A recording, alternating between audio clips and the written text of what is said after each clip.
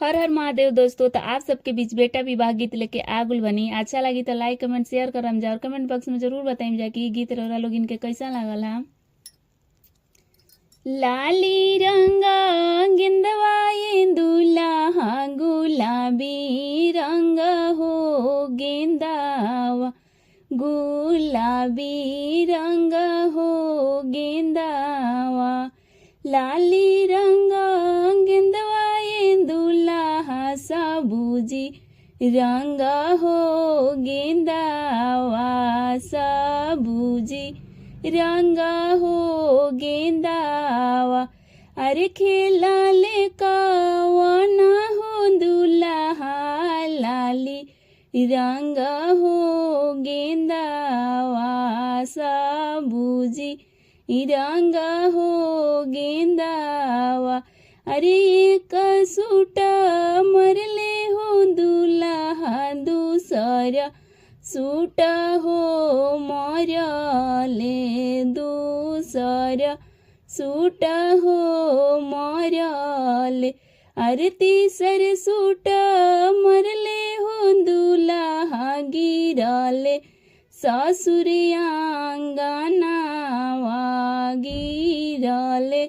ससुर आंगनावा अरे रोअले कवना हो दूल्हा मुखे दारी रूमालिया रे मुखे दारी रूमालिया अरे पूछले अनजानो हो पापा काहे बाबू गिरे लोरावा रे काहे बाबू गिरे लोरावा हमारो भूलैले पापा लाली रंग हो गेंदावा गुलाबी रंग हो गेंदावा अरे हमारो भूलैले हो भैया लाली रंग हो गेंदावा सबूजी रंग हो गेंदावा हंसली कवना हो सुभावा मुखे रखिया चरावा रे मुखे रखिया चरावा अरे हम ही चोरवनी स्वामी जी लाली रंग हो गेंदावा गुलाबी रंग हो गेंदावा अरे हम ही चोरवनी स्वामी जी सबूजी रंग हो गेंदावा सबूजी रंग हो गेंदावा